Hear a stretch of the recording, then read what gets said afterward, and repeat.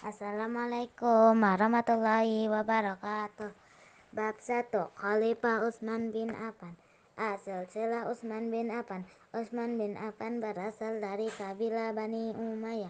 Utsman bin Affan mempunyai nama lengkap yaitu Utsman bin Affan bin Abdul As bin Umayyah bin Abdul Syam. Utsman bin Affan sejak kecil hidup dalam lingkungan keluarga yang beradab. Ayahnya seorang saudagar kaya raya dan terpandang di suku Quraisy. Sejak kecil sampai dewasa, Utsman bin Affan dididik untuk berdagang ke Syam dan Hira bersama pedagang lain dari suku Quraisy. Ketika itu Syam menjadi daerah jajahan Romawi dan Hira adalah jajahan Persia. Karena ketekunan dan keuletannya, Utsman bin Affan berhasil dalam berdagang dan menjadi saudagar kaya raya yang juga disegani oleh orang-orang Quraisy sebagaimana orang tuanya. Silsilah Utsman bin Affan dengan Nabi Muhammad SAW bertemu pada kakeknya yang bernama Abdul Manaf. Selain itu, Utsman bin Affan juga menantu Nabi Muhammad SAW. Ia menikah dengan putri Rasulullah SAW yang bernama Ruqayyah. Ruqayyah meninggal dunia pada saat terjadi perang Badar karena terserang penyakit campak. Lalu Rasulullah SAW menikahkannya dengan putri Rasulullah yang lain, yaitu Ummu Kulsum, sehingga ia mendapat gelar Zunurain, yang artinya pemilik dua cahaya. Maksudnya adalah karena ia menikah dengan dua putri Rasulullah SAW. Utsman bin Affan masuk Islam secara sembunyi-sembunyi atas ajakan Abu Bakar As-Siddiq. Ia banyak membantu Rasulullah SAW dalam menyebarkan ajaran Islam. Setelah diketahui masuk Islam, Utsman bin Affan sering diganggu dan dimusuhi oleh orang kafir Quraisy, sehingga ia dan istrinya 2 kali berhijrah ke Habasyah. Utsman bin Affan termasuk golongan as-sabiquna awalun, yaitu orang-orang yang pertama masuk Islam. B.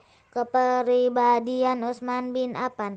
Utsman bin Affan memiliki akhlak mulia, pemalu, terhormat, dan terkenal sebagai orang yang dermawan. Utsman bin Affan sangat peduli terhadap orang-orang yang tidak mampu. Ia sering mengeluarkan hartanya untuk menyantuni anak yatim dan fakir miskin. Ia juga banyak memerdekakan para budak yang telah masuk Islam, terutama bagi mereka yang terdapat penganiayaan dari majikannya. Budak-budak itu dibeli dari majikannya, mereka kemudian dibebaskan. Utsman bin Affan terkenal karena kedermawannya. Ia sering mengsodakohkan harta di jalan Allah Subhanahu wa Ta'ala.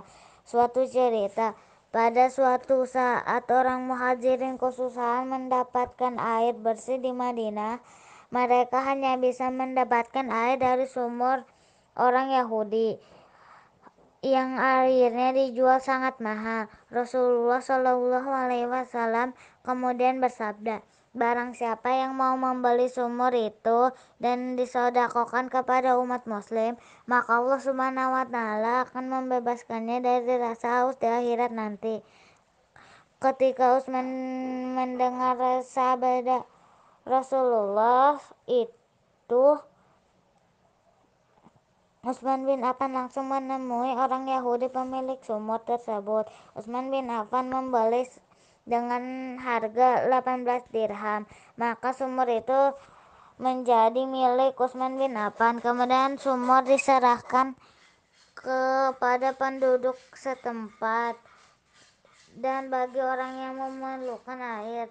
Sejak saat itu kaum muslimin tidak kesulitan mendapat air. Secara garis besar Utsman bin Affan memiliki kepribadian sebagai berikut: A. Rendah hati, B. Dermawan, pemalu, dan menjaga kehormatan diri, pemaaf, ahli ibadah. C. Perjuangan Utsman bin Affan menjadi khalifah.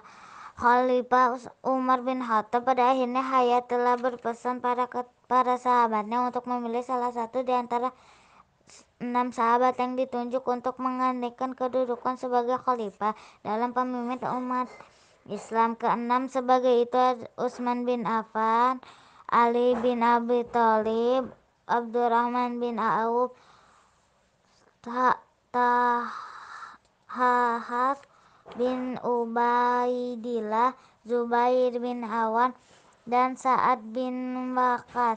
Pada akhirnya Utsman bin Affan yang terpilih menjadi khalifah ketiga menggantikan Khalifah Umar bin Khattab. Utsman bin Affan terpilih menjadi khalifah karena Utsman bin Affan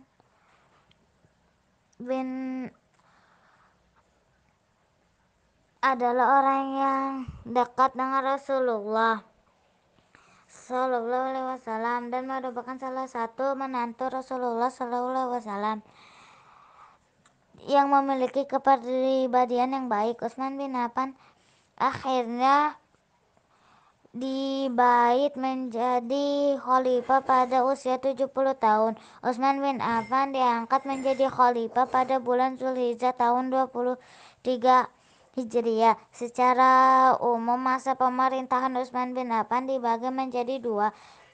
Pada periode pertama ditandai dengan berbagai keberhasilan dan kejayaan.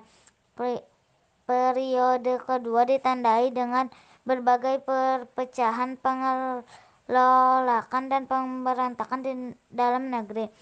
Pada periode pertama, Utsman bin Affan meneruskan kebijakan yang pernah diambil oleh Khalifah Umar bin Khattab. Umar bin Khattab berpesan agar gubernur dan pemerintah di setiap provinsi jangan diganti selama setahun ke depan agar tidak terjadi pengelolakan umat muslim. Utsman bin Affan benar-benar melaksanakan amanat itu. Setelah tahun kedua, Utsman bin Affan mulai mengganti beberapa gubernur yang kerabatnya sendiri. Selain itu juga menggantikan beberapa penjabat pemerintah yang diambil dari keluarganya sendiri, seperti pengangkatan Marwan bin Hakam sebagai sekretaris negeri. Kebijakan yang diambil oleh Utsman bin Affan mendapat tanggapan yang kurang baik karena setelah Marwan bin Hakam diangkat menjadi sekretaris negara, seakan-akan kekuasaan untuk memerintah ada pada dirinya, sedangkan Utsman bin Affan hanya sebagai simbol saja. Sejak saat itulah permasalahan selalu muncul. Menurut Utsman bin Affan, khalifah mempunyai wewenang untuk menggunakan kekayaan negara untuk kemaslahatan untuk selama menjabat. Utsman bin Affan berhak mengatur kepentingan kaum muslimin. Sikap inilah yang membedakan Utsman bin Affan dengan khalifah-khalifah sebelumnya. Banyak usaha-usaha yang dilakukan Utsman bin Affan selama menjadi khalifah, di antaranya satu, menyusun mushaf Al-Quran. Pada masa khalifah Abu Bakar As-Siddiq, mushaf Al-Quran yang masih belum berbentuk lembar-lembaran yang telah berhasil dikumpulkan dan disusun namun belum sempurna. Mushaf Al-Quran itu disimpan di rumah Hafsah bin Umar. Oleh karena itu, Utsman bin Affan segera membentuk tim untuk menyusun dan menulis kembali Al-Quran dalam bentuk buku yang sempurna seperti yang diajarkan oleh Rasulullah Shallallahu Alaihi Wasallam. Tim ini terdiri dari 4 orang, yaitu Zaid bin Sabit sebagai ketuanya, dibantu oleh Abdullah bin Jubair, Said bin As, dan Abdurrahman bin Haris. Tim ini juga bertugas untuk mengadakan menjadi 4 buah salinan kumpulan Al-Quran yang disebut dengan Al-Mushaf. Sebagai salinan disimpan di Madinah dan disebut dengan Mushaf imaniyah. Mushaf lainnya disebut dengan mushaf al-aimah atau mushaf Utsmaniyah. Disebut demikian karena mushaf ditulis dan dibukukan pada masa pemerintahan Utsman bin Affan. Mushaf ini dikirim ke wilayah Makkah, Mesir, Syam, Bashrah, Yaman, dan Kufah. 2. Mengirim pada qori, pembaca Al-Quran. Khalifah Utsman bin Affan juga mengirim pada qori yang bertugas mengajar cara membaca mushaf itu, agar tidak terjadi perselisihan mengenai cara membacanya. Ia mengirim Abdillah bin Sa'id ke Makkah, Muhirah bin Sa'ib ke Suro, Amr bin Abdul Qais ke Basrah, dan Abdurrahman al-Sulaiman ke Kufah. 3. Membentuk angkatan laut untuk melindungi kota-kota yang dekat para pantai, terutama dari gangguan pasukan kerajaan Romawi. Utsman bin Affan memerintah Muawiyah bin Abu Sufyan, gubernur Suriah, membangun angkatan laut tujuan untuk menghadapi pasukan Romawi di wilayah lautan. 4. Perluasan dan perbaikan Masjid Nabawi. Khalifah Utsman bin Affan melakukan perluasan dan perbaikan pada Masjid Nabawi, yaitu dengan memperindah dan memperluas bangunan dengan mengganti tiang-tiangnya menjadi dari batu bundar, atapnya dari kayu yang membuat ukiran yang indah pada dindingnya. Hal ini dilakukan pada bulan Rabiul Awal tahun 29 Hijriah. 5. Perluasan wilayah kekuasaan Islam. Khalifah Utsman bin Affan berhasil memadamkan pemberontakan yang terjadi pada awal masa pemerintahan. Pemberontakan terjadi di Persia dan Iskandariya, namun hal itu dapat diredakan sehingga daerah kekuasaan tidak dapat diambil oleh pemberontakan.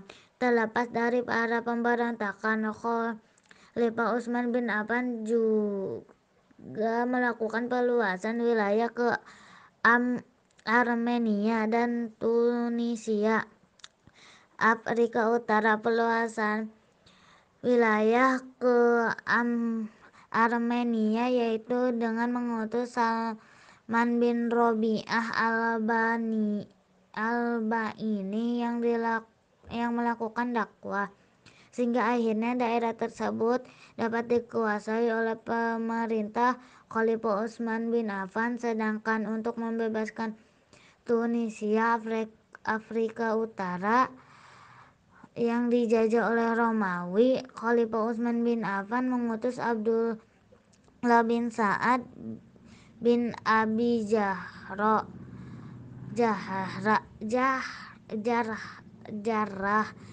Daerah ini pun dapat dikuasai dengan mudah oleh Abdullah bin Sa'ad. Tidak hanya ke Armenia dan Tunisia, daerah lain yang dapat dikuasai di bawah kepemimpinan Khalifah Utsman bin Affan dalam sebagai berikut. A.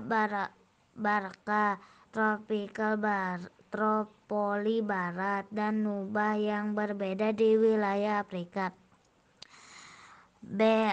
Khabaristan, Kharah, Kabul, Turkistan, dan wilayah seberang sungai Jihun yang berada di wilayah Asia. Pulau Cyprus yang berada di daerah Eropa. 6. Kebijakan dalam bidang pemerintahan.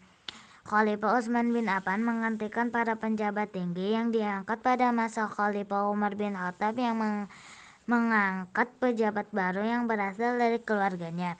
Adapun para pejabat yang diangkat oleh Utsman bin Affan adalah sebagai berikut. Adapun para pejabat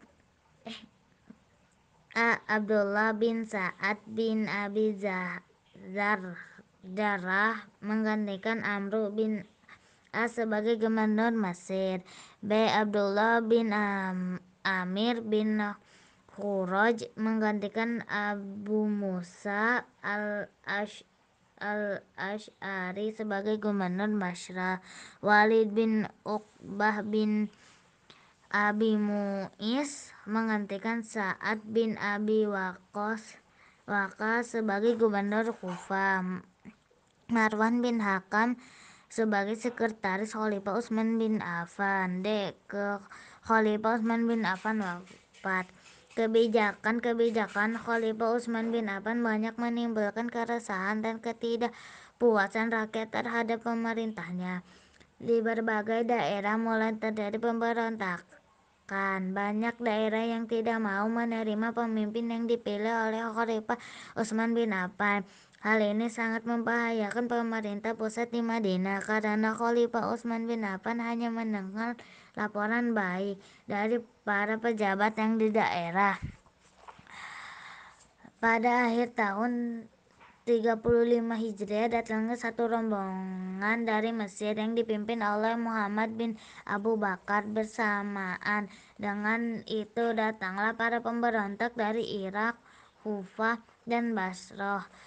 Mereka menuntut agar Khalifah Utsman bin Affan mengundurkan diri dan para pejabat yang tidak mampu digantikan. Tuntutan ini tidak dipenuhi oleh Khalifah Utsman bin Affan. Penduduk Madinah yang terdiri dari kaum Ansar dan kaum Muhajirin menawarkan bantuan kepada Khalifah Utsman bin Affan untuk memerangi para pemberontak. Namun Khalifah Utsman bin Affan menolak dengan tegas. Khalifah Utsman bin Affan tidak ingin ada pertumpahan darah di antara kaum muslimin. Para pemberontak akhirnya mengepung rumah Khalifah Utsman bin Affan selama 40 hari. Pada saat itu hanya ada Khalifah Utsman bin Affan beserta keluarganya.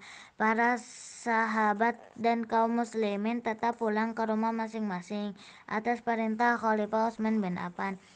Pada saat Khalifah Utsman bin Affan menjalankan sholat, para pemberontak berhasil masuk ke rumahnya dan menganiaya Khalifah Utsman bin Affan hingga meninggal dunia. Peristiwa ini berlangsung pada bulan Zulhijjah tahun 35 Hijriah 665 Masehi. Khalifah Utsman bin Affan meninggal dunia pada usia 81 tahun. Khalifah Utsman bin Affan menduduki jabatan khalifah selama 11 tahun.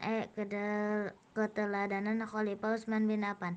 Berikut merupakan sifat-sifat yang harus diteladani dari Khalifah Utsman bin Affan.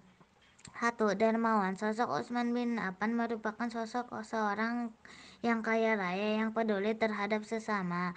Ia mensedekahkan atau mendermakan harta yang ia miliki untuk umat Islam, karena dengan berderma ia telah ikut memikirkan nasib orang lain. 2. Rendah hati. Walaupun kehidupannya dipenuhi dengan kekayaan yang melimpah, namun Khalifah Utsman bin Affan tidak pernah hidup dalam kemewahan yang tidak pula takabur. Ia hidup dengan sederhana, berpakaian apa adanya, dan makan seadanya.